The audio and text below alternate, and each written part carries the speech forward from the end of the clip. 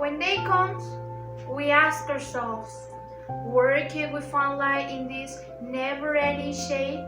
The loss we carry, a sea we must wade.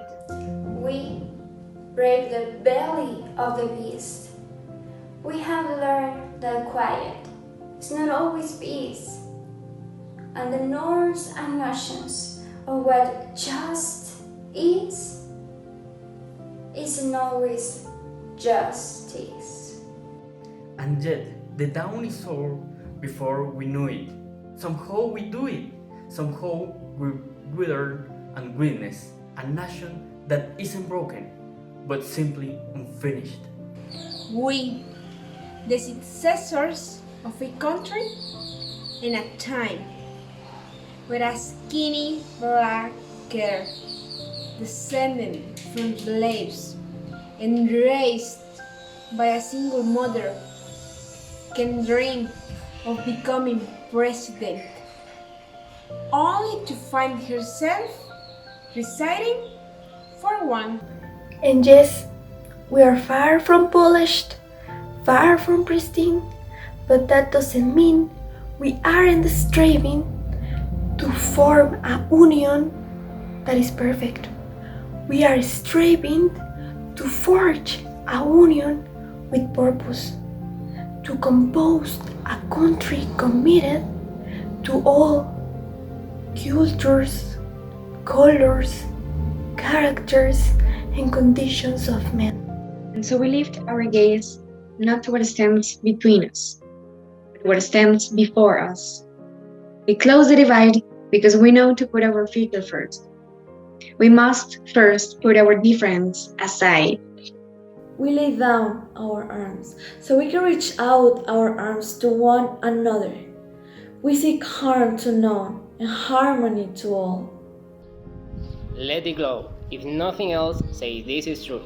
Then even as we grieved, we grew. Then even as we hurt, we hoped. And even as we tired, we tried. That we'll forever be tied together, victorious, not because we will never again know defeat, but because we will never again show division. Scripture tells us to mention that everyone shall sit under their own vine in the fig tree, that no one shall make them afraid.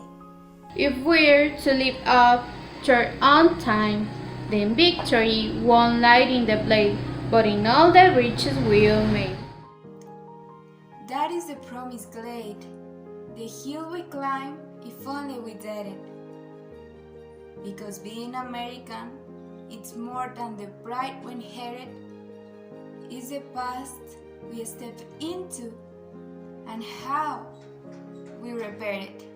We xenophobes that will shatter our nation rather than share it, will destroy our country if it means delaying democracy. And this effort very nearly succeeded.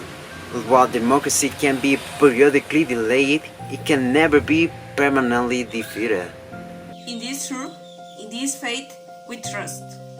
For why we have our eyes on the future? History has its eyes on us. This is the area of just reception. We feared at its inception. We did not feel prepared to be the heirs of such as a terrified hour, but within we found the power to author a new chapter, to offer hope and laughter to ourselves. So, well, once we asked, how could we possibly prevail over catastrophe? Now we assert, how could catastrophe possibly prevail over us? We will not march back to what was, but move to what shall be. A country that is bruised, but whole, benevolent but bold, fierce and free. We will not be turned around or interrupted by intimidation, because we know our inaction and inertia will be the inheritance of the next generation.